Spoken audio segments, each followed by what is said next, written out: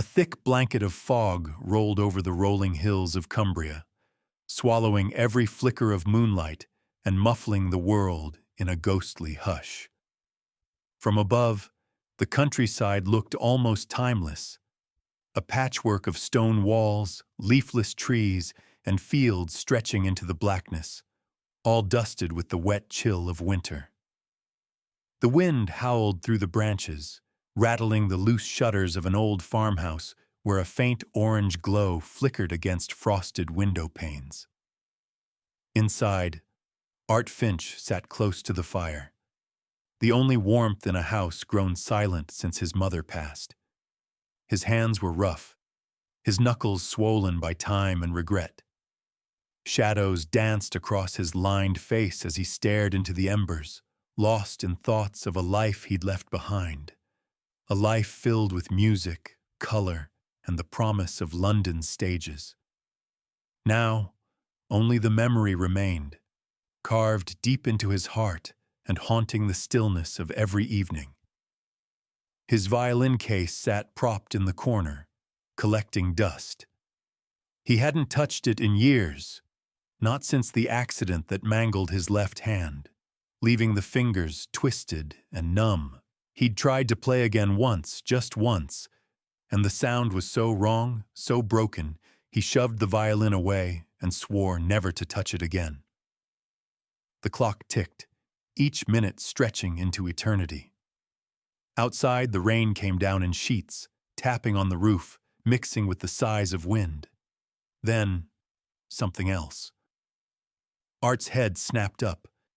At first, he thought it was just a log settling in the fireplace, but there it was again, a sharp, splintering sound, like wood shattering under sudden force, echoing through the fog. He held his breath, listening. The next sound was unmistakable, a low, guttural moan, rising and falling, thin with pain and fear. Not human. No, but big. The sort of sound that cut through bone and made you want to lock the door. Art sat frozen, heart pounding. It would be easy to ignore it. He could just stay here, let whatever was out there sort itself out. After all, hadn't he done enough for the world? Hadn't the world already taken everything from him? He pressed his palms to his eyes, listening as the sound came again, weaker now, fading into the relentless mist. He stood up slowly. Damn it. He grabbed his old barber jacket from the hook, slipped his feet into mud-caked boots, and fumbled for the heavy flashlight hanging near the back door. He hesitated, feeling the familiar ache in his hand. Then he stepped outside. The fog swallowed him whole. The beam of the flashlight reached only a few yards before it dissolved into shimmering nothingness. Each breath was a lungful of cold, and each step squelched in the saturated ground. The wind pressed wet fingers against his neck as he made his way toward the back garden where the sound had come from. There, a shadow hunched against the ancient stone fence, huge and unmoving. Art edged closer, breath frosting in the air. He played the beam across the ground, revealing a shape so massive it didn't seem real. It was a horse. No, more than that. A Shire. The kind of draft horse you saw in old English paintings, built like a fortress but collapsed now in a heap of matted fur and trembling flesh. The animal's sides heaved, each breath a struggle. Its coat was slick with rain and mud, and its front legs stuck out at a horrible angle, blood darkening the white hair near the hoof. Art's heart dropped. He crouched, careful not to startle it. The horse's eyes met his, wild, wide, full of terror and something else, something almost pleading. For a moment, Art was 12 years old again, watching his father tend to a neighbor's wounded foal, listening to him say, "Animals know when you're trying to help. You just gotta be patient." The wind gusted, and the horse tried to move, hooves scraping feebly against the ground, but it only managed a strangled whimper. Art swallowed, feeling the old fear of not being enough, of being unable to help, unable to save. He reached out, his voice soft and uncertain. "Hey, easy now." The horse watched him, shivering. Rain plastered its mane to its neck, and the smell of wet fur and blood filled the air. Art inched forward, keeping his movements slow. He noticed more than just the fresh wound. Old scars crisscrossed its flank, the ribs jutting beneath a ragged coat, hooves cracked and neglected. This animal had been suffering for far longer than just tonight. He stood, looking around. No sign of another living soul. No car lights, no footprints in the mud but his own. Whoever abandoned this horse didn't want it found. He knew the feeling all too well. For a second, he considered going back, calling animal control in the morning, letting someone else deal with this mess. But the horse tried to lift its head, nostrils flaring, and made a noise so soft, so desperate, that it sounded almost human. "Damn it all," Art muttered, wiping his mouth with the back of his hand. He shrugged off his jacket and laid it across the animal's shivering back. The heat of its body radiated through the fabric, and for a brief second, the horse stopped trembling. Art knelt in the mud, brushing a hand down the great animal's neck, murmuring nonsense words as he checked the wound. The injury was bad, a deep gash just above the hoof, swollen and dirty. Infection had already set in, and the horse's breathing was ragged. Art looked into its eyes, and something in him shifted. He saw not just pain, but hope, a tiny spark clinging to the edge of darkness. "You're not dying here," he said softly. "Not tonight. Not while I'm around." He glanced back at the house, calculating what he'd need. Blankets, rope, whatever first aid supplies he could find. The horse moaned again, but this time as if it understood. Art squeezed its neck gently, then stood, shivering in the freezing air. He took one last look at the hollow eyes staring back at him and nodded. "Hang on, buddy," he whispered. "I'll be right back." As he hurried toward the house, the fog seemed to thin for just a moment, letting the faintest hint of dawn slip through. The world was still cold, still broken, but for the first time in a long time, Art Finch felt the old rhythm of hope, a melody not played by hands, but by heart. The old farmhouse seemed farther away than ever as Art Finch hurried through the darkness, boots kicking up mud, breath coming in frosty bursts. Inside, he fumbled through cabinets and drawers, gathering supplies with shaking hands. An ancient wool blanket from the linen chest, a battered coil of rope, a dented tin of wound salve he'd used on sheep years before, a chipped kettle for warming water on the stove. The wind howled outside, rattling every loose shingle and making the house itself feel alive, restless, almost urging him back out into the storm. He returned to the yard with the blanket slung over his shoulder, rope tucked under his arm, and the flashlight clamped between his teeth, casting erratic shadows across the stone fence.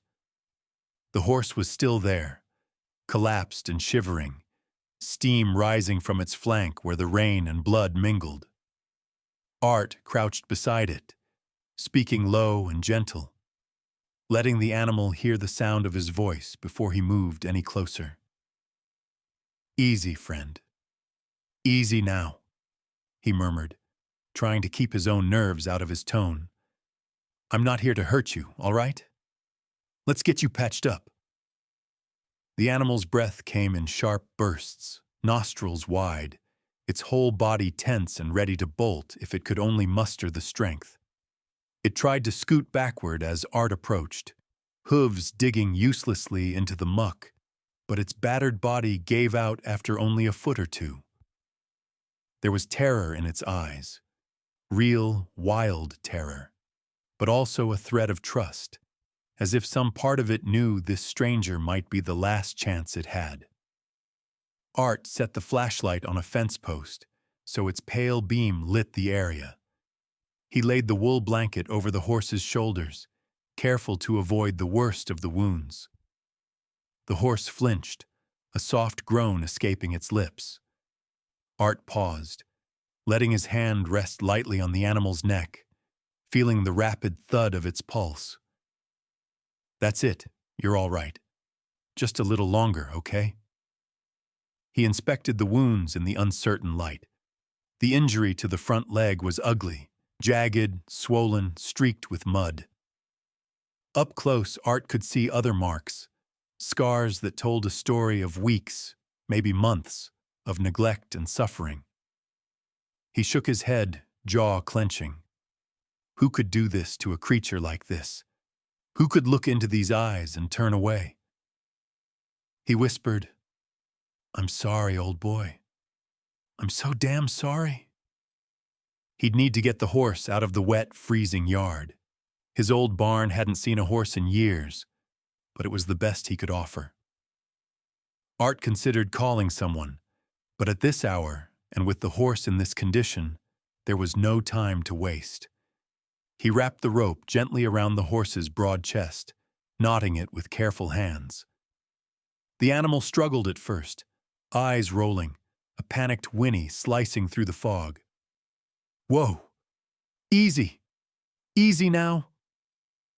Art leaned his weight against the horse, murmuring softly, stroking the sodden neck until the animal stilled, if only out of exhaustion. "You're stronger than you think. You know that? We're gonna get you through this." With a grunt, Art began the task of moving the massive creature. It was slow, grueling work, one careful tug at a time, encouraging the horse to shift its weight, coaxing it with soft words and shoves when necessary. Each time the horse stumbled, it sent a jolt of fear through Art that they might not make it. His boots slipped in the mud, muscles burning, the cold seeping into his bones. But he didn't stop. Not when the horse's legs quivered, not when his own injured hand screamed in protest. He gritted his teeth and pulled. Rain lashed his back, soaking him to the skin, and his breath came in gasps. He lost track of time, focused only on each tiny victory. A few feet gained, the animal's head lifted from the ground, the gate finally swinging open to the old barn. The inside of the barn was dark and musty, full of cobwebs and the smell of old straw, but it was shelter. It was safety. He managed to coax the horse inside, guiding it onto a bed of straw that he spread as quickly as he could. The animal collapsed in a heap, sides heaving, eyes glazed with pain and fatigue. Art knelt at its side, smoothing the wet mane back from its face. "Good job. You made it. That's the hardest part done." He worked by the thin light of the flashlight, cleaning the worst of the mud from the wounds with warm water he'd fetched in the kettle. Each touch brought a flinch, but the horse grew quieter as Art worked, eyes fluttering half shut. He dabbed wound salve onto the gash, murmuring, "This'll sting, I'm afraid, but it'll help you. Promise." He took in the animal's body, scarred, ribs showing, hooves chipped and split. He saw the evidence of neglect, weeks of suffering etched in every bone. His anger simmered just beneath his calm, but he forced his hands to stay gentle. He tore strips from an old shirt to make crude bandages, tying them around the leg as best he could. He talked the whole time, not even thinking about it. Stories of the hills, of his own childhood, of the violin gathering dust in his living room. He didn't know if the horse understood, but the sound seemed to help, filling the silence and pushing back the fog outside. Finally, exhausted, Art sank into the straw beside his new companion. The horse breathed, slow and rough, but no longer on the edge of panic. Art felt his own eyes grow heavy, but he refused to leave. He pulled the wool blanket over both of them and sat, listening to the rhythm of two beating hearts, one broken, one battered, both searching for something to hold on to. The wind battered the walls of the barn, but inside was a kind of peace, the kind that only comes when someone chooses to help, even when it hurts. The horse's breathing slowed, muscles unclenching, eyes closing in something like relief. For the first time that night, Art allowed himself to believe there might be hope. "You've been through hell, haven't you?" he whispered, brushing a hand along the animal's jaw. "But you're safe now. I promise. I'm not leaving you." The barn grew still, and the night crept on. But Art didn't notice the cold, didn't care about the ache in his bones. The fire of purpose warmed him, and the knowledge that, for one wounded soul at least, he had made a difference.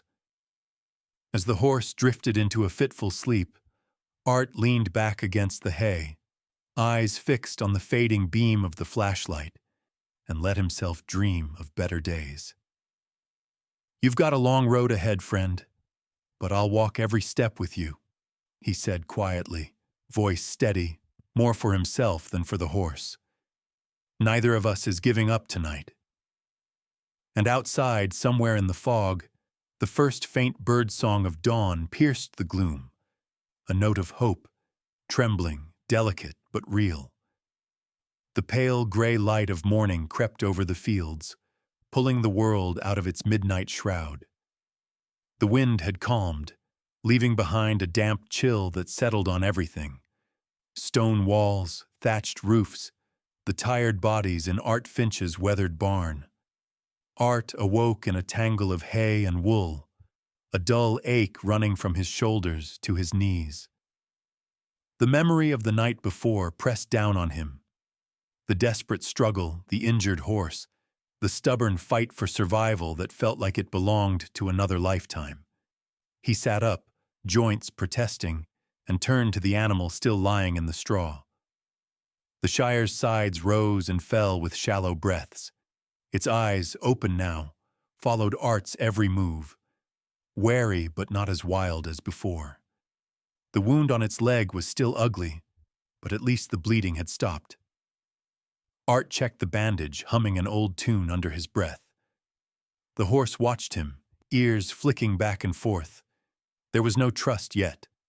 Not really, but maybe, just maybe, a glimmer of recognition. Art eased to his feet, careful not to move too suddenly. He'd need more supplies, clean water, better bandages, maybe a bit of feed if he could find any left in the shed. He pulled on his coat, bracing himself for the cold, and pushed the barn door open with a long groan of hinges. The morning didn't greet him with peace. Instead, it brought the low murmur of voices, many voices, floating across the wet grass. Art paused, hand tight on the door, as the sound grew louder. He looked toward the road and saw them, a cluster of neighbors wrapped in scarves and heavy jackets, gathered outside his gate like crows around a carcass. There must have been a dozen of them, some leaning on fence posts, others whispering behind gloved hands. Art recognized most, a patchwork of old faces from the village, some friendly, most not. And at the center stood Graham Davies, tall and broad, his gray mustache twitching in the cold. Graham spotted Art and raised his voice, cutting through the morning air. "Art Finch, what on earth were you up to last night? Half the valley heard you blundering around in the dark.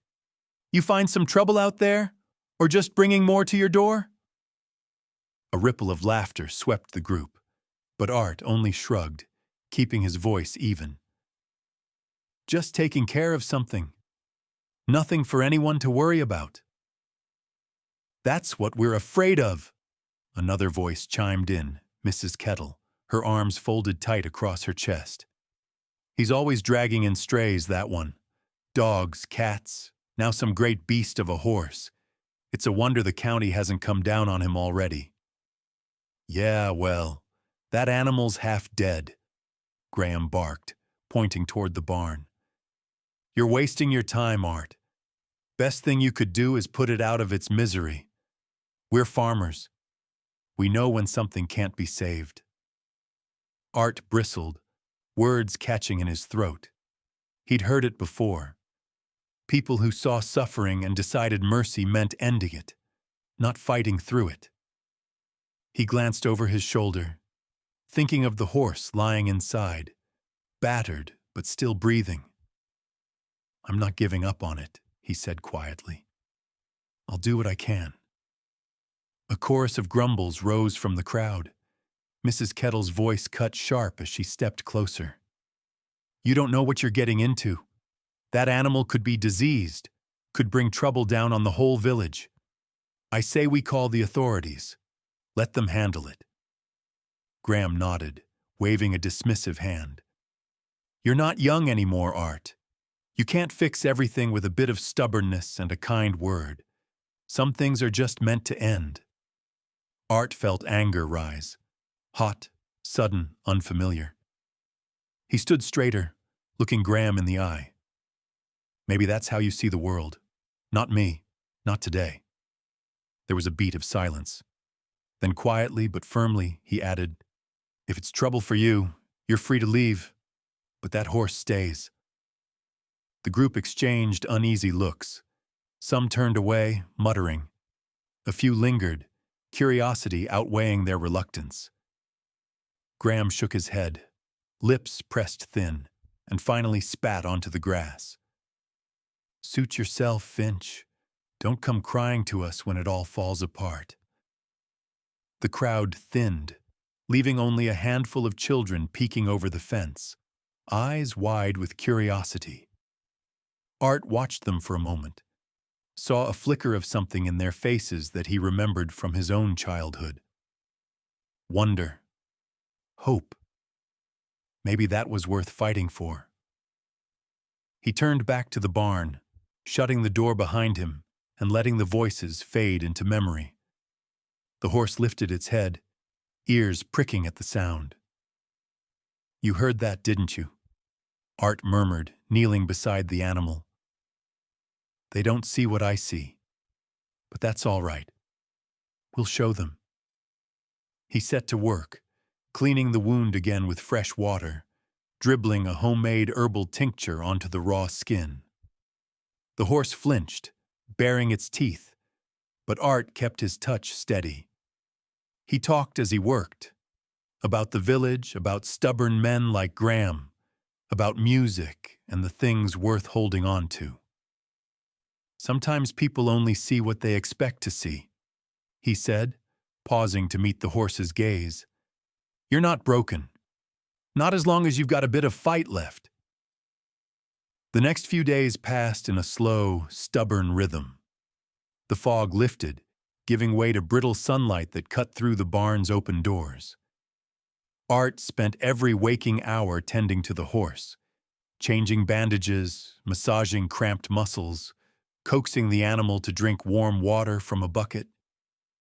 He sang old songs, mostly for himself, but sometimes, when the light was right, he thought he saw the horse listening, really listening, as if the music meant something after all. Word spread quickly through the village. Neighbors slowed their cars as they passed the farm, peering through the hedges, shaking their heads. Children dared each other to sneak closer, giggling and shoving before running away at the sound of a hoof scraping the straw. Art ignored them all. The only thing that mattered was the horse, and the faint, stubborn hope that things could get better. But it wasn't easy. The animal refused to eat for days, turning its head away from every handful of oats, every bucket of sweet hay. Art tried everything: apples, carrots, even sugar cubes borrowed from his own kitchen. Nothing worked. He worried the horse was giving up, slipping away in spite of all he'd done. Late one evening, Art sat in the straw, the barn cold and quiet. He held a small cup of herbal tonic, something his mother once gave their sheep when they were sick. He cradled the horse's head in his lap, whispering, "Come on, big fella. Just a sip, that's all I'm asking." He tipped the liquid gently into the animal's mouth, drop by drop. The horse resisted at first, teeth grinding, but Art kept coaxing, kept promising. "You're making this hard on me, you know. But I'm not quitting, not now." Bit by bit, the horse swallowed. Not much, but enough. Art stroked its neck, exhaustion flooding through him, but he smiled for the first time in days. "That's it. Good job, see? We're not done yet." The village still gossiped. The doubters still doubted. But in the quiet of that barn, beneath the judgment of the world outside, hope began to take root, fragile, stubborn, and real. Each morning, the sun rose a little earlier, pushing the fog back to the far edges of the fields. Art Finch barely noticed the change. He was already awake, shoulders aching from nights spent on straw, eyes gritty from restless sleep. His world had narrowed to the old barn, the battered Shire horse, and the steady, demanding rhythm of care. He moved through the days with a quiet determination, never rushing, never raising his voice. Time itself seemed to slow down in the presence of the horse, every moment shaped by caution and patience. He developed a ritual: rise before dawn, fill 2 buckets, one with clean water, one with a mash of soaked oats and chopped carrots. Then greet the horse with a soft whistle. The animal would turn its head, ears twitching, but never shied away in panic as it had that first night. Art learned to approach from the side, his steps measured, his voice a gentle hum in the chilly morning air. "Hey, big guy, it's just me again. Another day, huh?" The wound on the Shire's leg was healing slowly. Each morning, Art would untie the faded bandage, careful not to pull too hard, and wash the raw skin with warm, salted water. The horse still tensed every time, muscles clenching beneath the touch. But Art kept talking, explaining each step as if the animal could understand every word. "It's gonna sting. I know. But you're doing good. Real good. Just a little more, okay?" Sometimes he caught himself staring into those dark eyes, once so wild and haunted, now dulled by pain but flickering, on certain mornings, with something softer. Caution, yes, but maybe a sliver of trust. It was fragile. Art never pushed. He just kept showing up, hands steady, words calm. Outside, the world moved on. Villagers went about their lives, mending fences, tending sheep, driving battered trucks down narrow lanes. Art caught glimpses of them from the barn. Old Graham stomping past, Ellie Green herding her geese, Mrs. Kettle glaring from across the field. He paid them little mind. Their stares no longer stung. He was too busy, too invested in the slow, silent battle playing out in his barn. The horse, for its part, fought as hard as he did. Its body was still weak, the once mighty muscles atrophied from neglect. But every day brought a small sign of improvement. A deeper breath, a more willing step, a little less trembling when Art entered the stall. Sometimes, when the wind was just right and the sun cut through the gaps in the wood, the animal would stretch its neck and sniff at the air, nostrils flaring with curiosity. One afternoon, Art sat on a low stool, back pressed against the stall wall, hands wrapped around a chipped mug of tea. The horse was lying nearby, eyes half closed. Art watched a shaft of sunlight spill across the straw, painting golden patches on the floor. He spoke softly, voice little more than a murmur. "You know, I wasn't much different from you once. Broken in my own way. Lost the music. Lost my way for a long time. But I think, maybe, I'm learning something here. Takes more than one person to heal, right? He glanced over. The horse blinked slowly, then returned to chewing its hay. Art smiled, shaking his head. Not much for conversation, are you?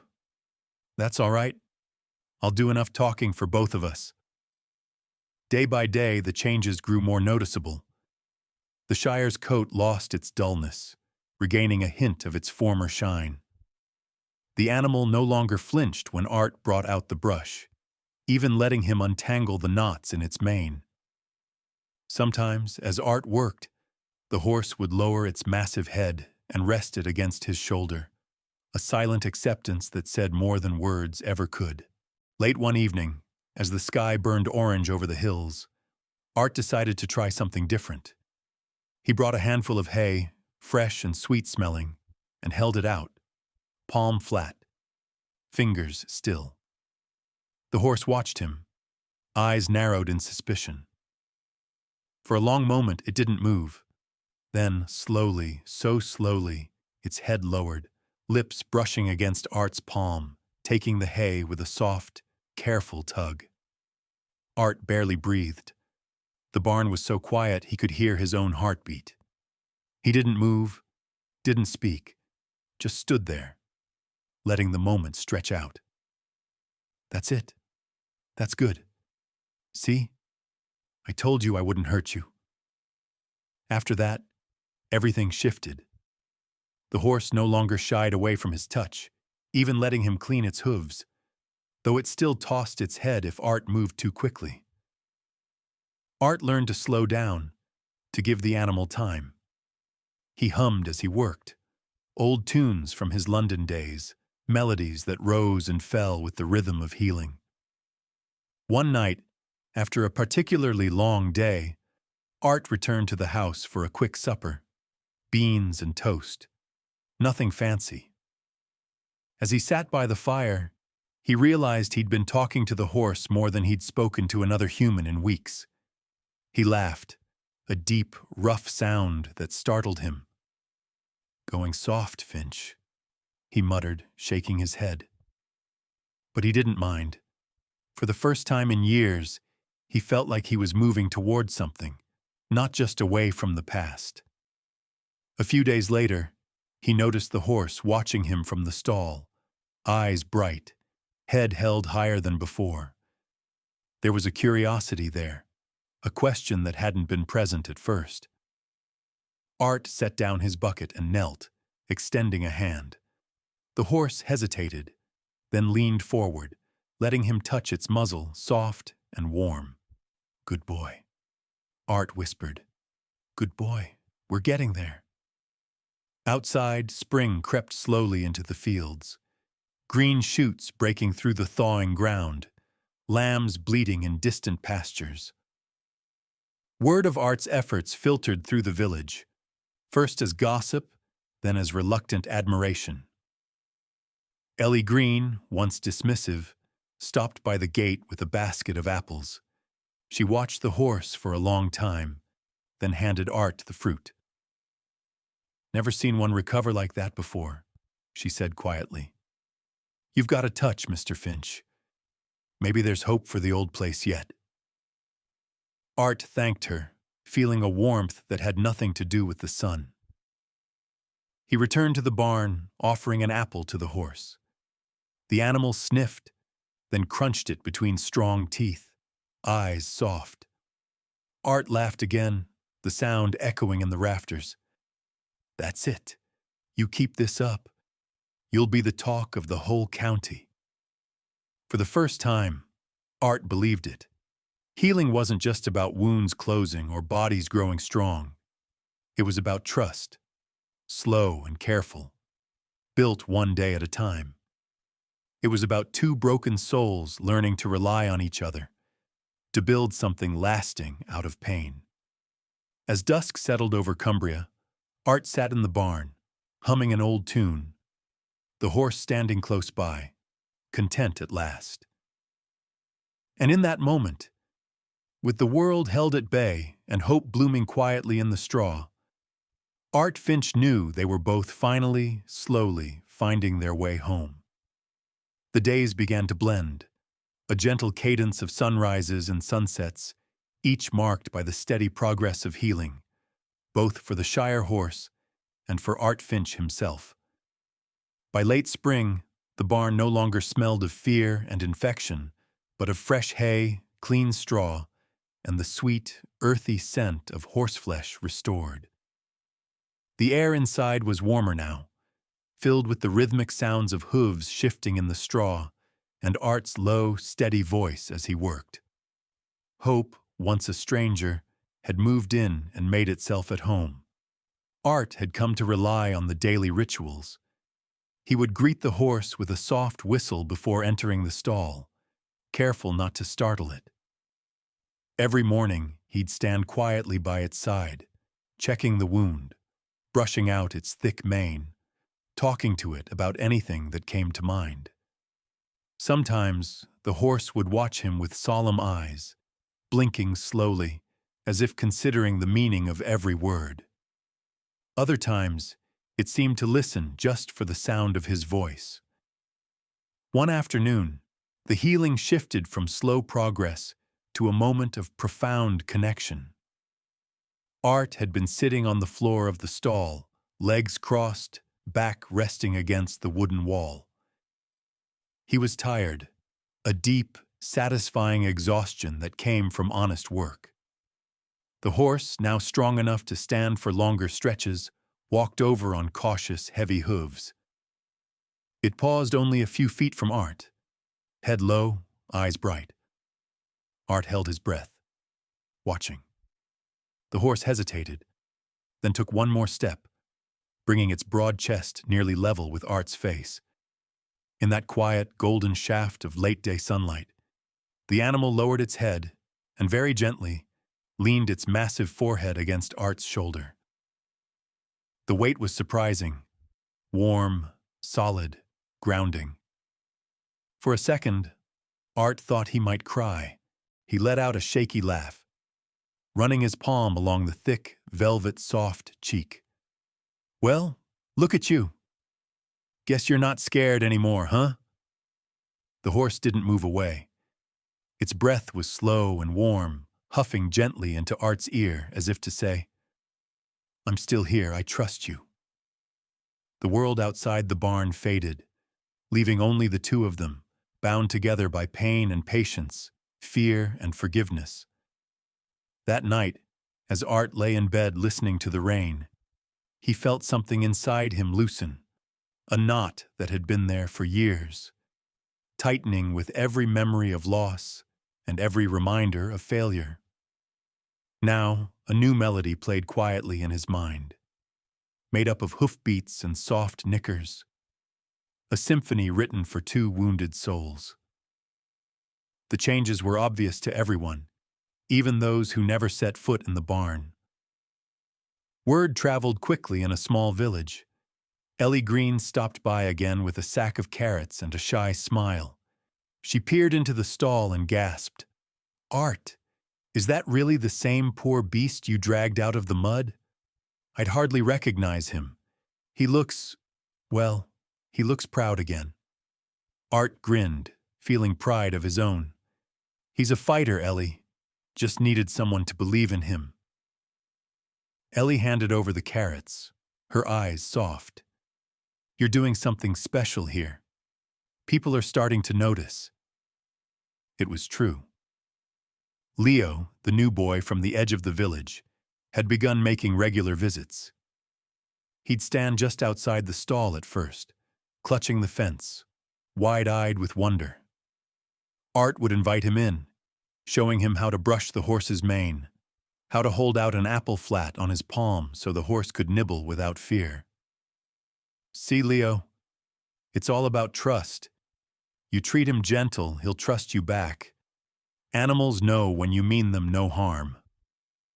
One Saturday, as the sky threatened rain, Leo arrived early and lingered long after his chores at home were done. He watched as Art wrapped a fresh bandage around the last of the healing wound. "Will he ever be able to run again?" the boy asked, voice small. Art glanced at the horse, then at Leo. "Maybe not like before, but that's okay. He's still strong.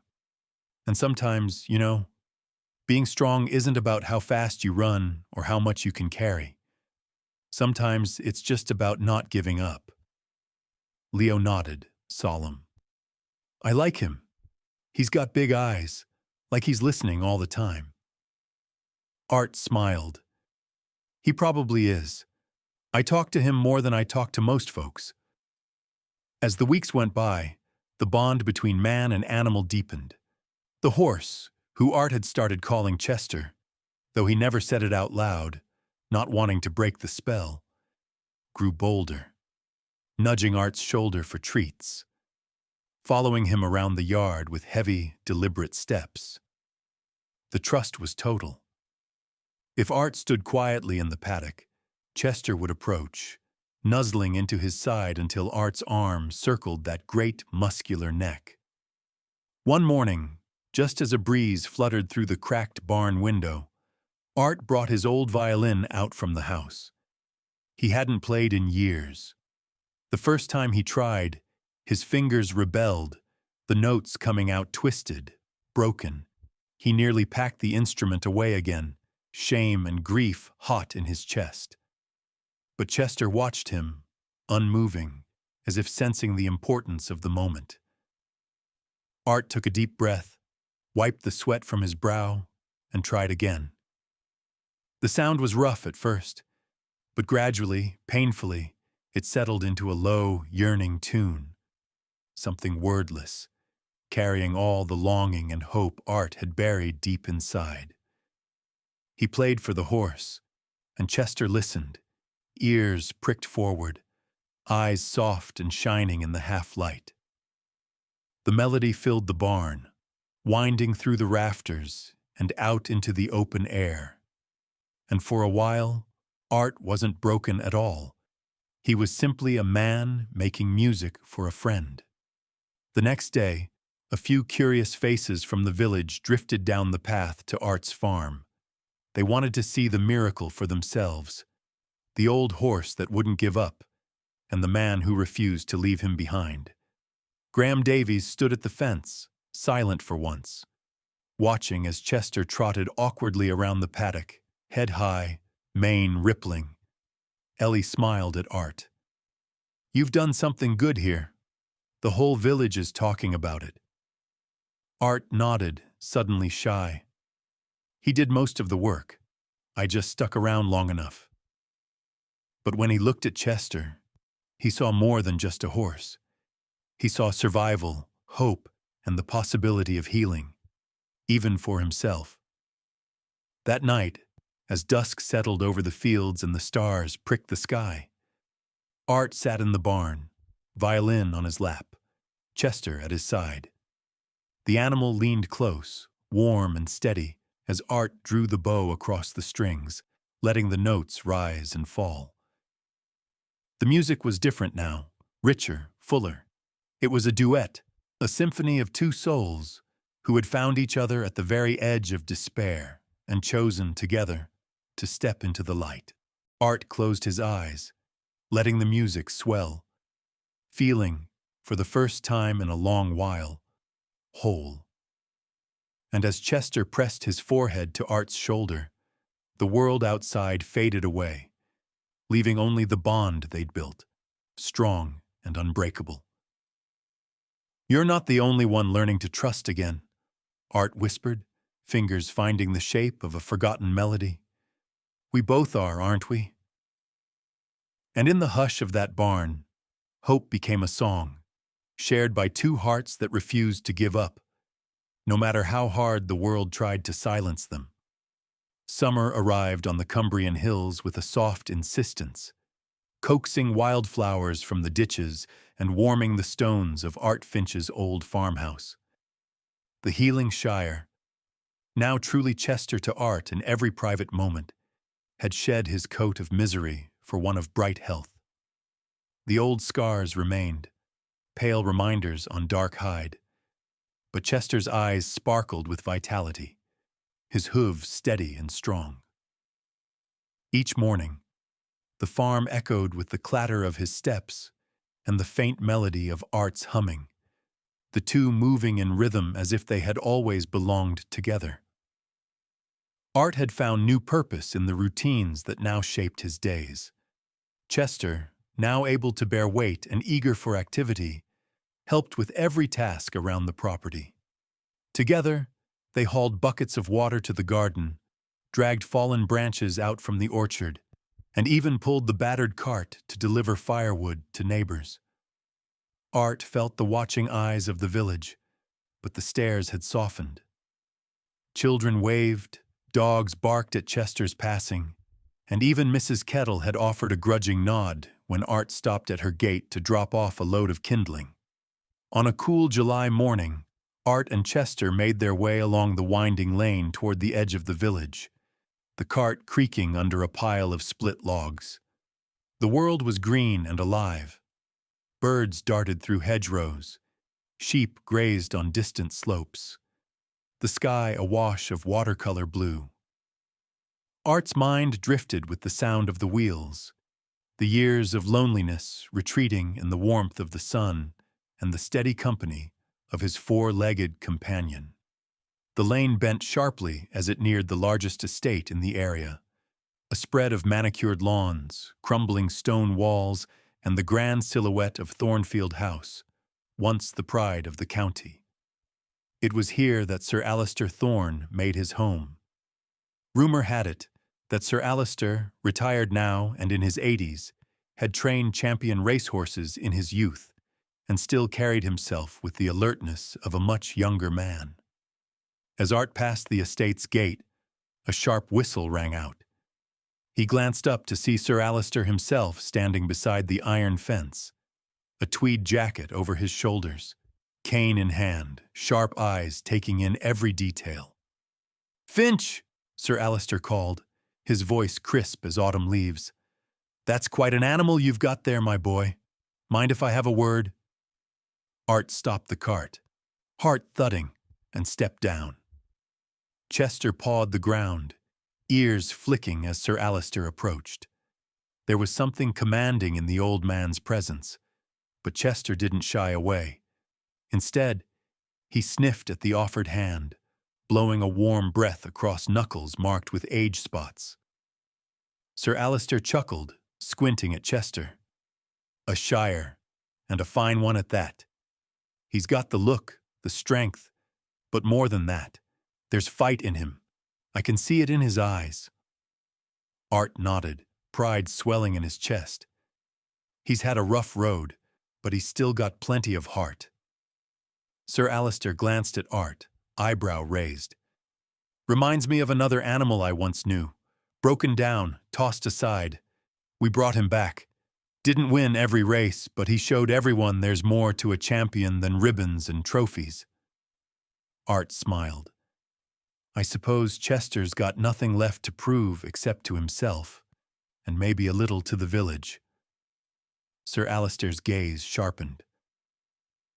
"What do you say, Finch, about entering him in the annual fair? They've got a section for heavy horses. Nothing too fancy, just a parade and a bit of pulling work. It'd do the village good to see a story like his in the ring. Give them something to believe in." Art hesitated. He glanced at Chester, who nudged his elbow with a velvety nose.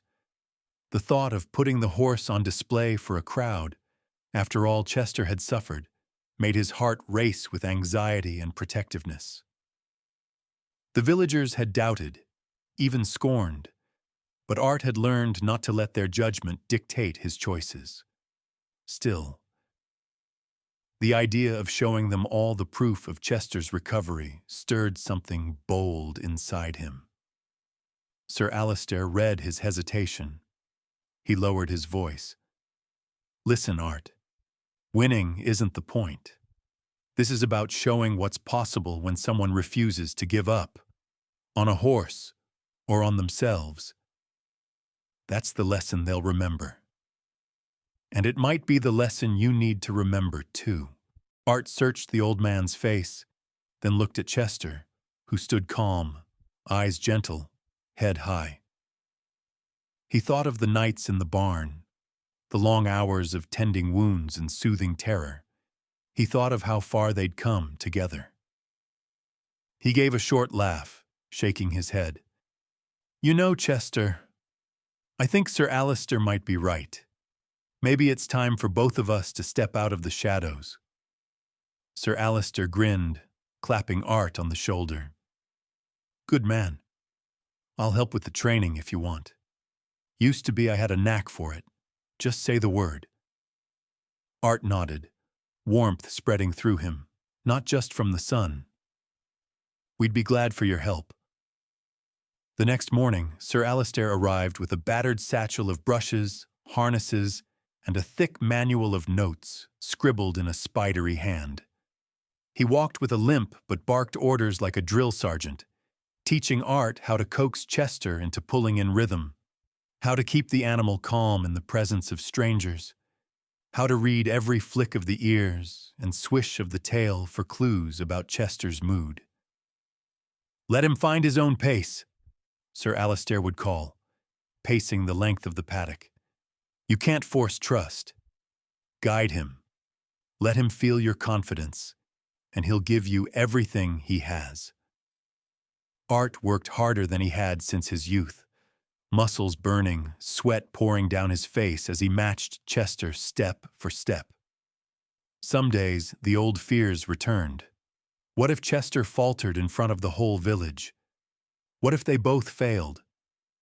But then he'd see the determination in the horse's eyes, the way Chester responded to his quiet encouragement, and the fear would vanish, replaced by pride. The village caught wind of the training. People began to gather at the fence, first out of curiosity, then with real interest. Ellie brought extra carrots. Leo turned up every evening, volunteering to help muck out the stalls or brush Chester's coat until it shone.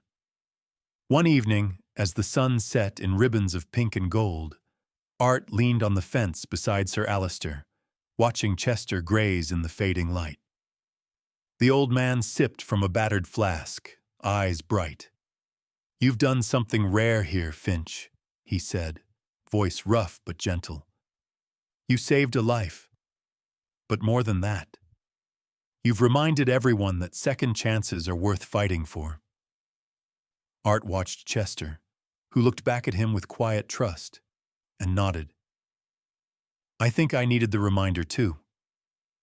Sir Alistair smiled. We all do, son. Even the toughest of us.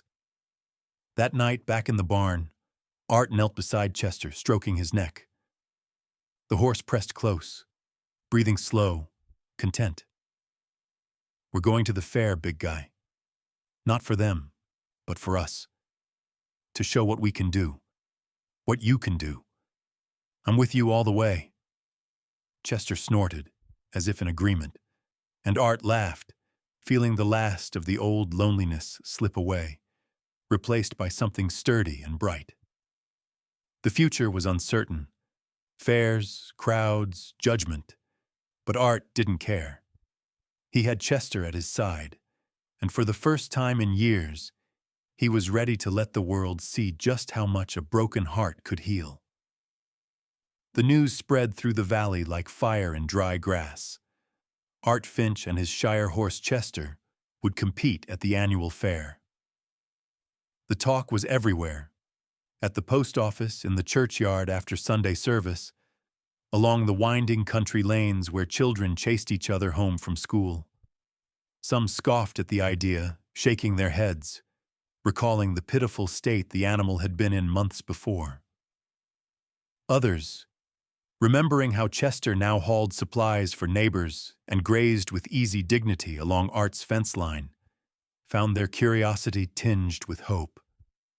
Maybe, just maybe, something extraordinary could happen in their small corner of Cumbria. Art didn't have time to listen to gossip. From the moment he'd agreed to Sir Alistair's suggestion, his days became a blur of preparation and routine. Each morning he rose before the sun, working in the golden hush with only the sound of Chester's heavy breathing and the distant crow of a rooster for company. The barn was no longer a sanctuary for broken things.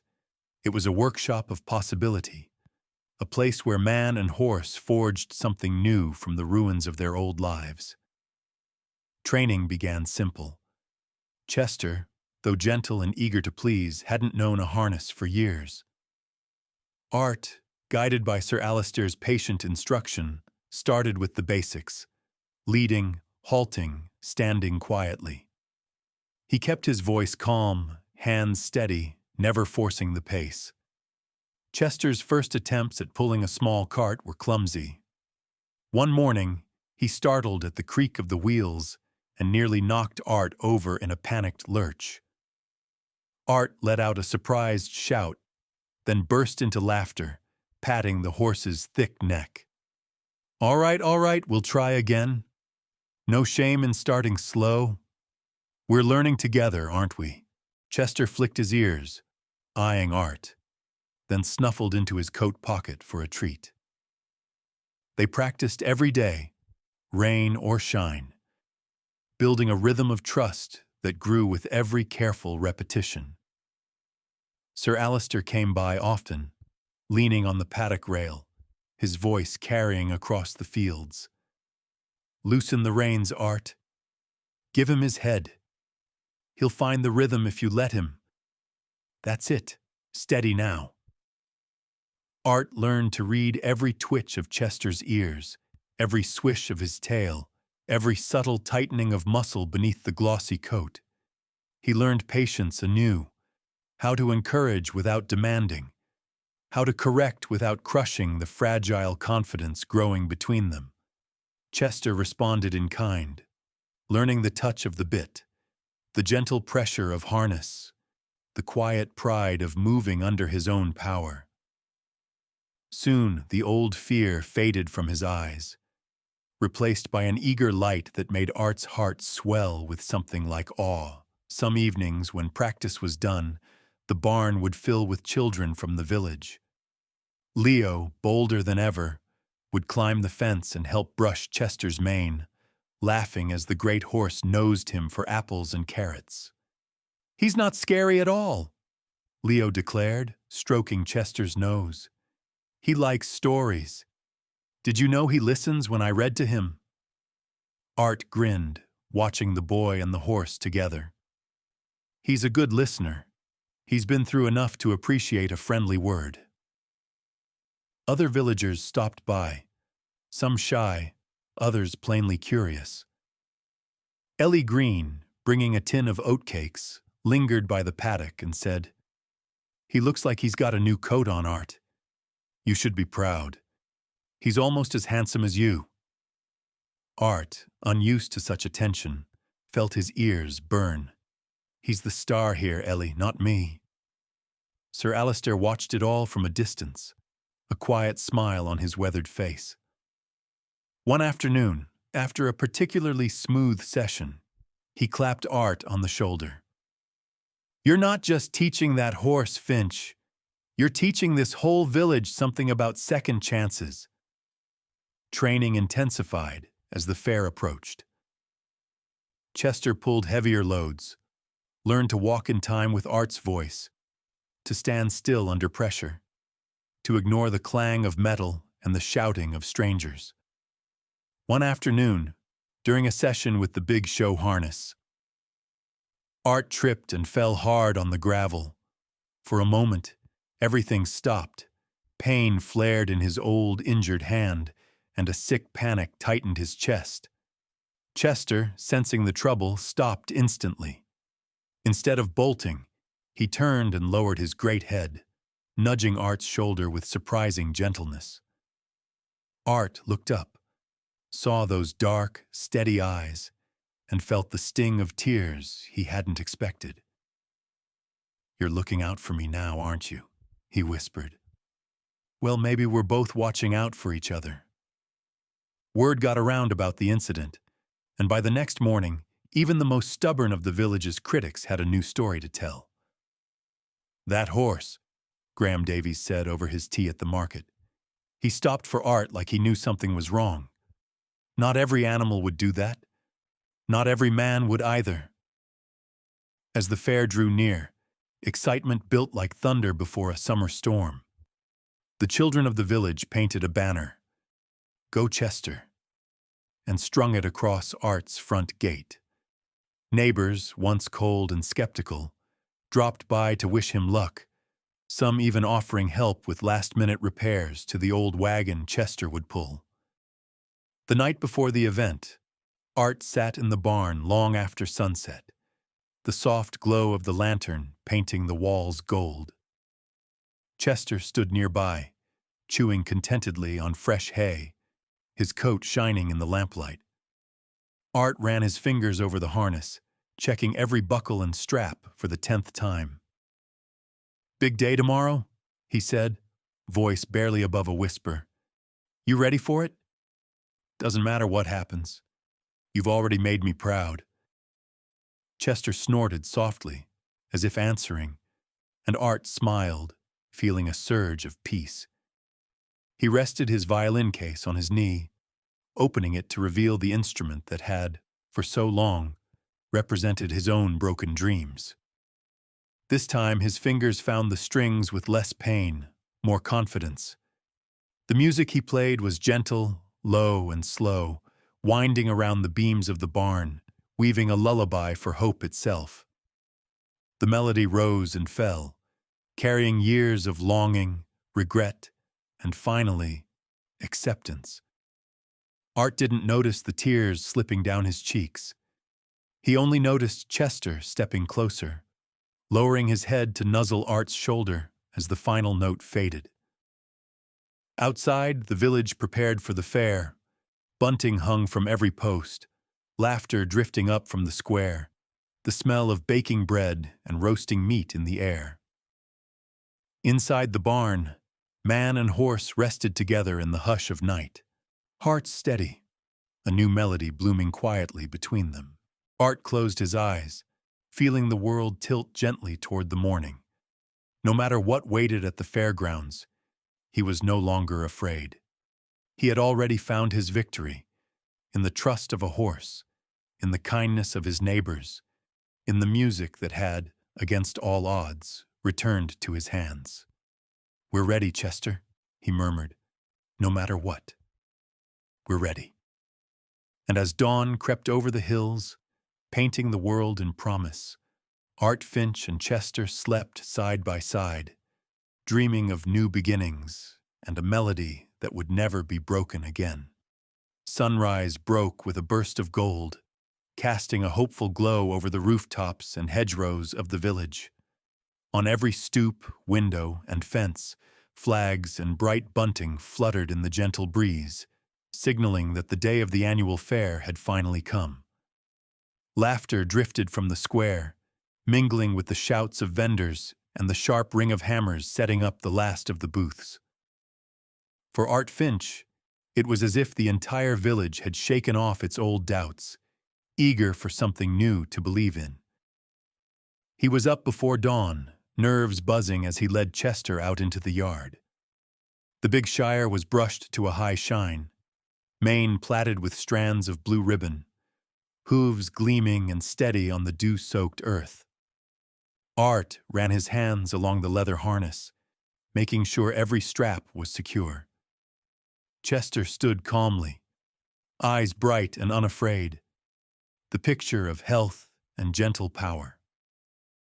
Art took a deep breath, feeling the pressure of years, the pain of loss, the ache of old failures, curl up and float away in the cool morning air. "Let's show them who you are now, big guy," he said, voice husky with hope. Ellie Green arrived with a box of oatmeal biscuits for Art and a sack of apples for Chester. Leo showed up with a homemade sign and a nervous grin.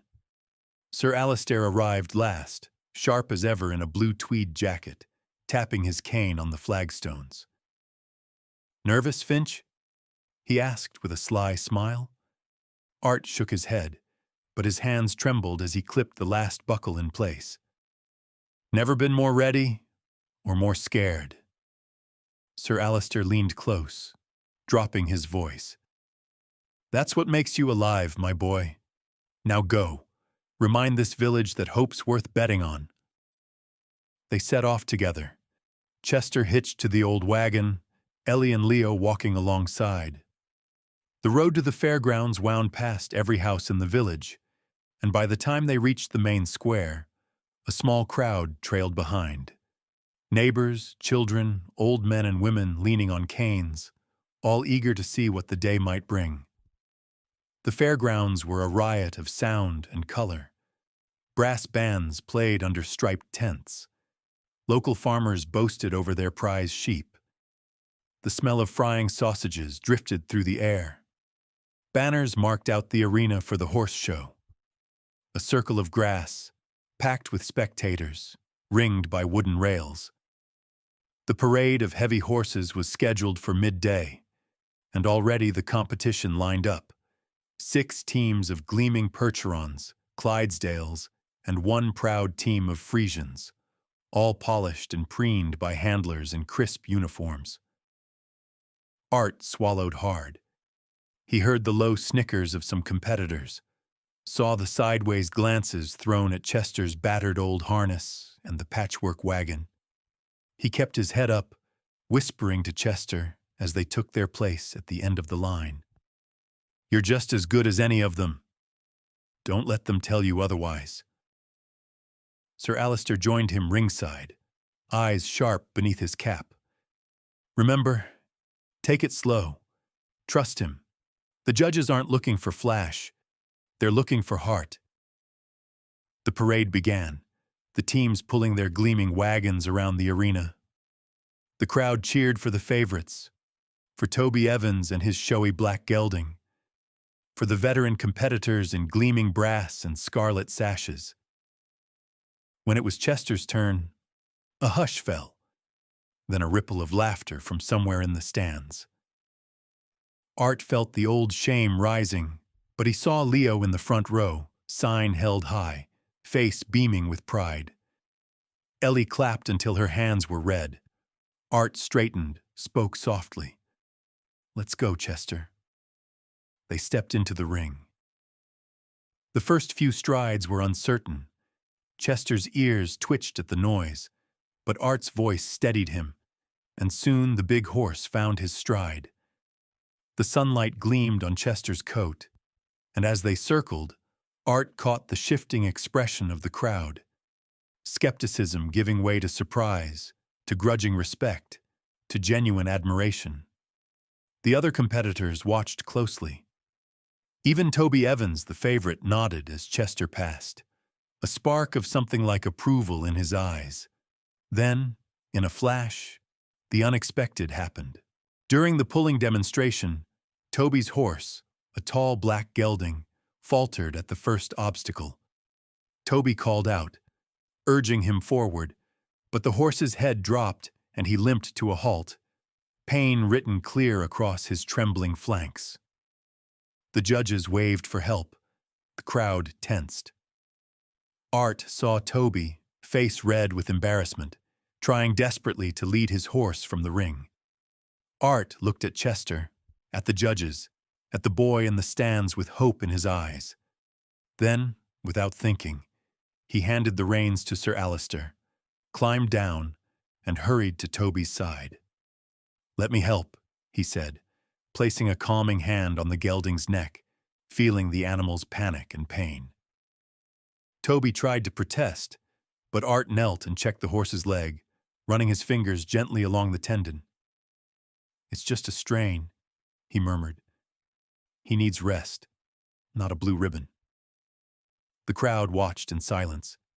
The other handlers, once rivals, now gathered to offer quiet support. Art looked at Toby, saw tears threatening, pride warring with gratitude. It's all right, Toby, Art said softly. Winning isn't worth more than your horse's well-being. He's got heart. You both do. He helped Toby lead the limping gelding from the ring, Chester standing patiently at the side, unbothered by the delay. When Art returned, The judges nodded at him, faces solemn. The crowd broke into applause, not the polite clapping reserved for champions, but the wild, relieved kind reserved for moments when decency wins. Art hugged Chester around the thick neck, unable to keep the tears from his eyes. "You did it, old friend. We did it. Not just for us. For everyone watching." Sir Alistair gripped Art's shoulder, voice rough. "You showed them what matters most. Kindness, courage, not just showmanship."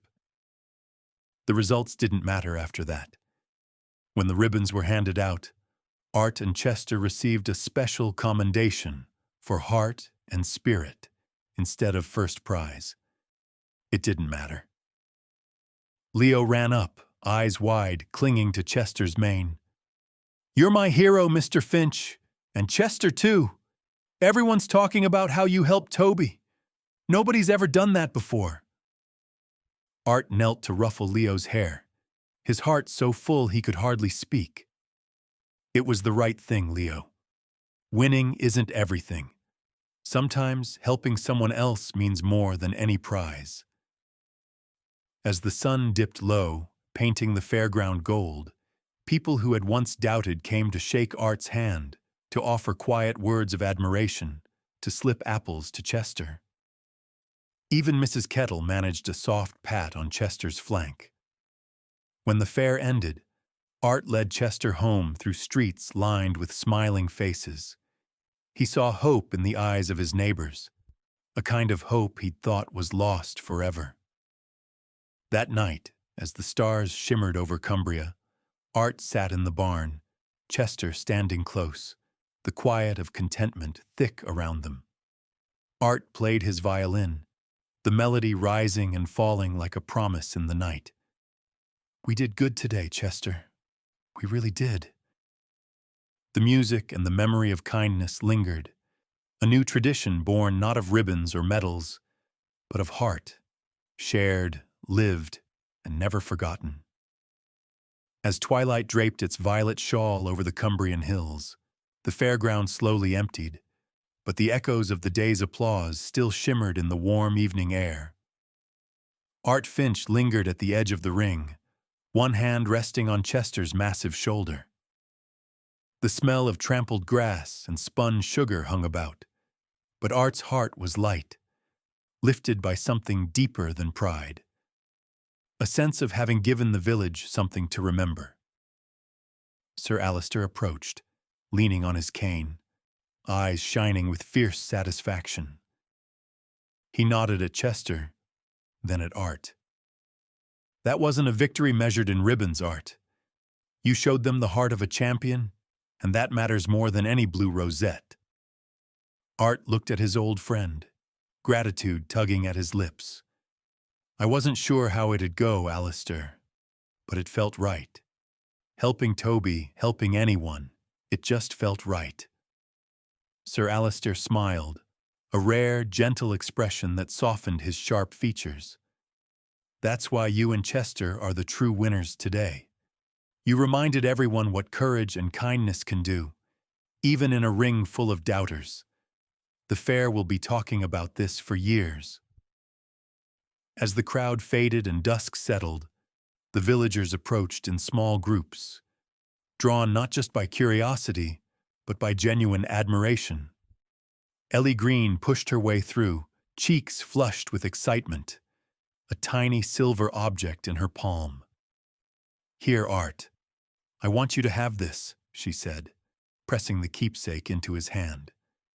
He turned it over, a violin-shaped keychain, its surface smoothed by age and use. "It was my grandfather's," Ellie whispered. "He played at village dances long before I was born. I think he would have liked you.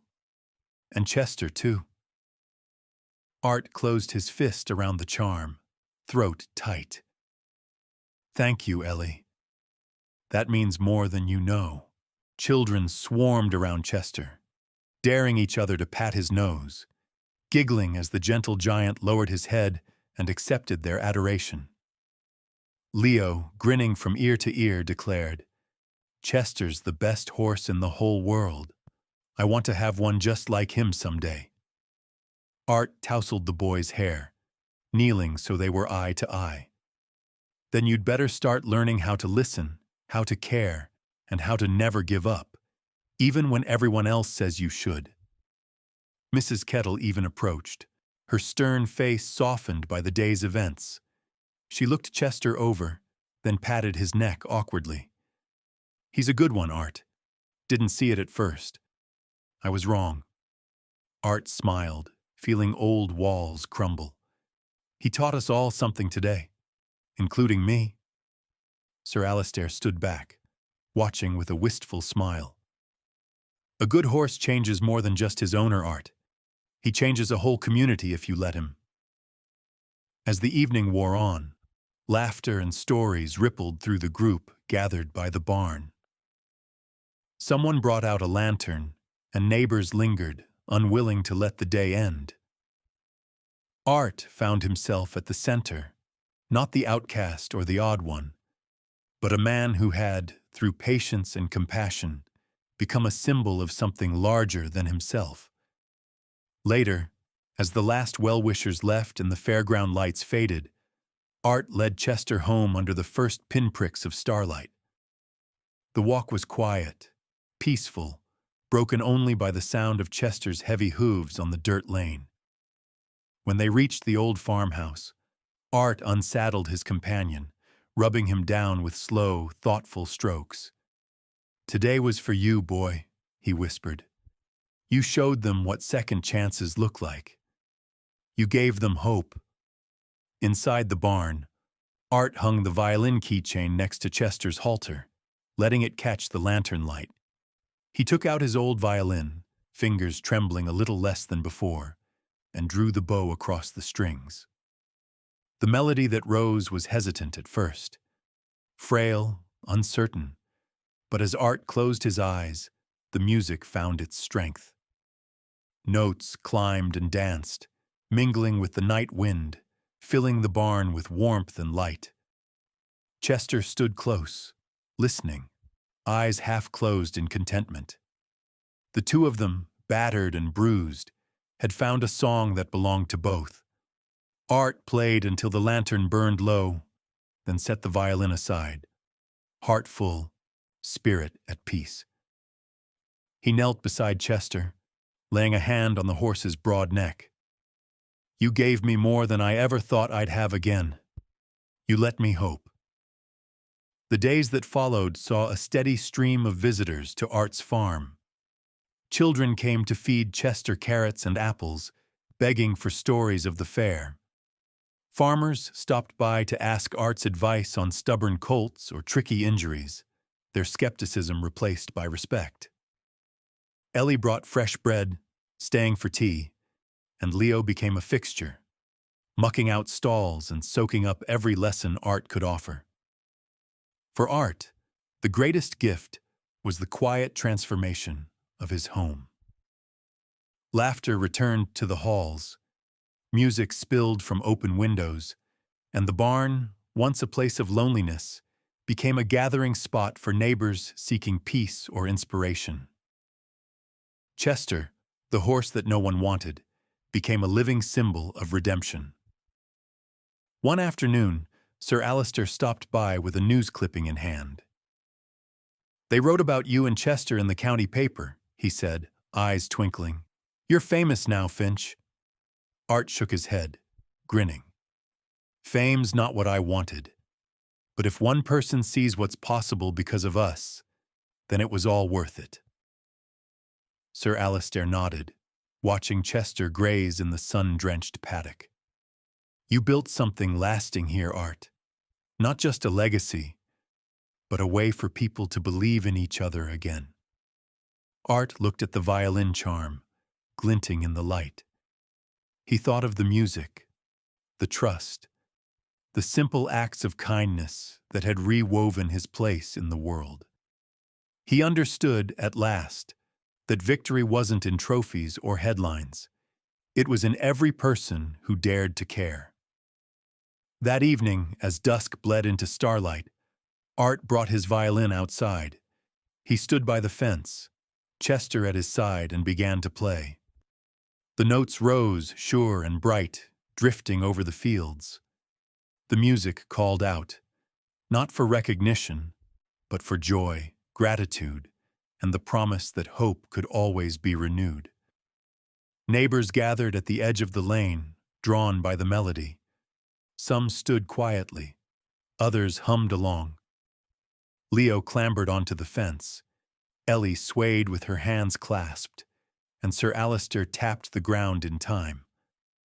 For the first time in years, Art felt the ache in his hand recede, replaced by something stronger, the knowledge that he belonged, that his story, Chester's story, would linger in every corner of the village long after the applause had faded. He lowered the violin, the last note hanging in the sweet evening air, and turned to Chester. "Tomorrow's a new day, old friend. Let's see what kindness can do next."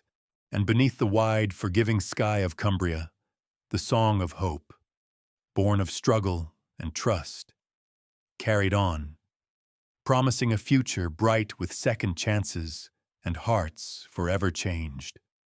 Sunrise touched the hills with a painter's hand, spilling gold over the stone fences and scattering light across the fields.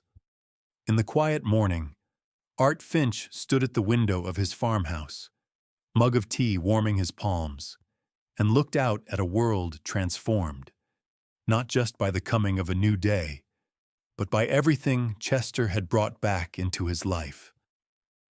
The old barn, once battered and silent, had become a place of stories. It was not just Chester's refuge, but the heart of the community, drawing visitors from every lane and farm. People came not out of curiosity now, but because they felt something there, an ordinary sort of magic, the kind made from kindness, patience, and the slow miracle of healing. Art stepped outside, boots crunching on dew-soaked grass. Chester lifted his head from the paddock and gave a soft nicker of greeting, ears pricked forward. There was a gentle pride in the horse's carriage, a quiet confidence earned through hardship and trust.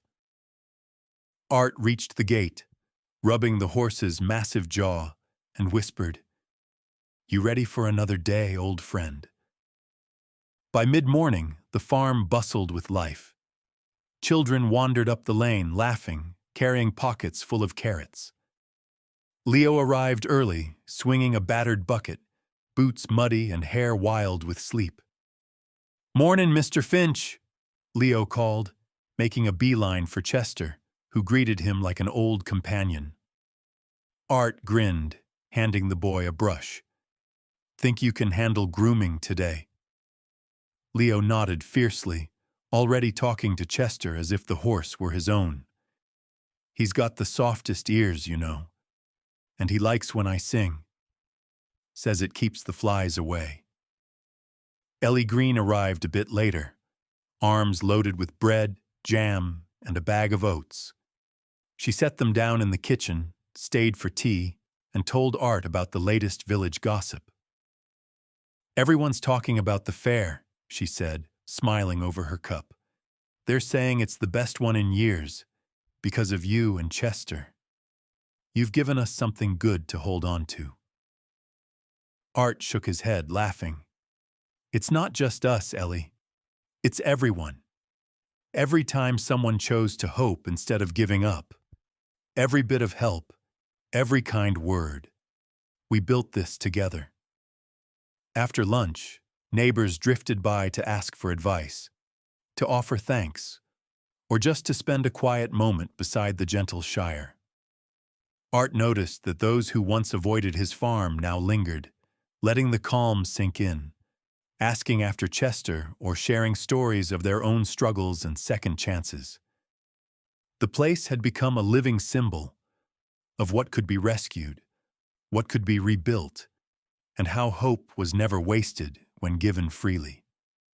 The village council, moved by the story of Chester's redemption and Art's generosity, held a small ceremony on the green.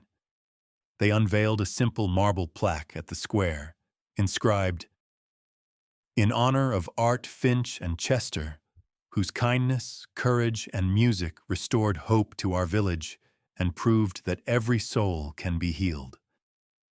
As the crowd applauded, Art felt tears sting his eyes, but he stood tall, Chester at his side, feeling not just seen but understood. In the weeks that followed, the farm remained a sanctuary. Sir Alistair visited often, sharing stories of old horses and lost races, content to sit in the shade and watch Chester graze. Leo became a fixture, learning not only how to muck out stalls and mend fences, but how to listen and care.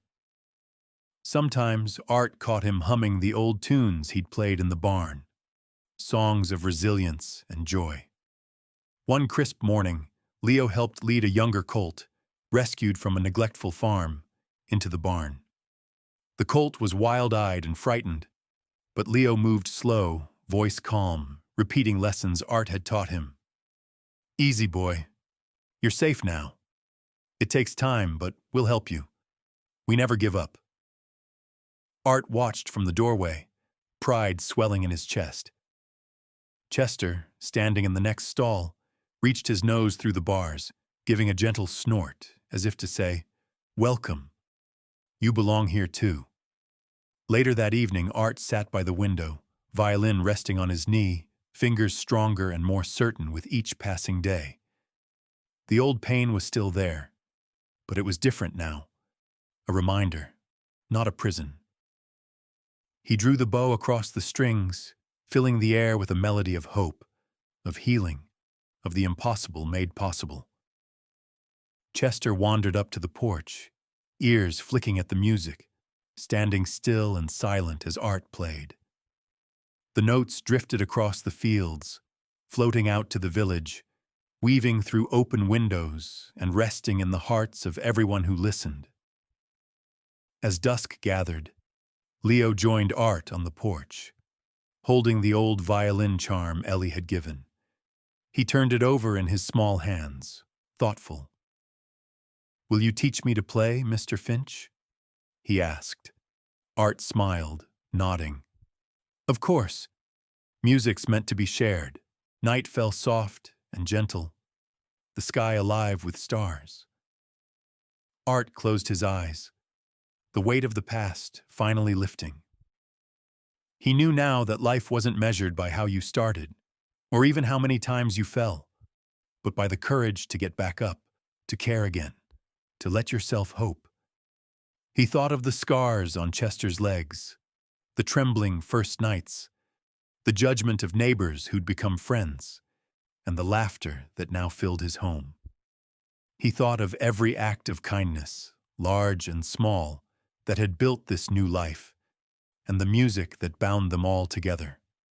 As he tucked Leo in for the night, promising more stories and lessons tomorrow, Art lingered at the window, listening to the sounds of the farm, the soft nickers of horses, the rustle of wind in the grass, the quiet breathing of a world at peace. He stepped outside, violin in hand, Chester following close behind. Beneath the boundless sky, Art played one last song, a gentle, hopeful tune that soared into the night, blending with the stars and carrying a message to anyone who would listen. Life isn't about where you begin.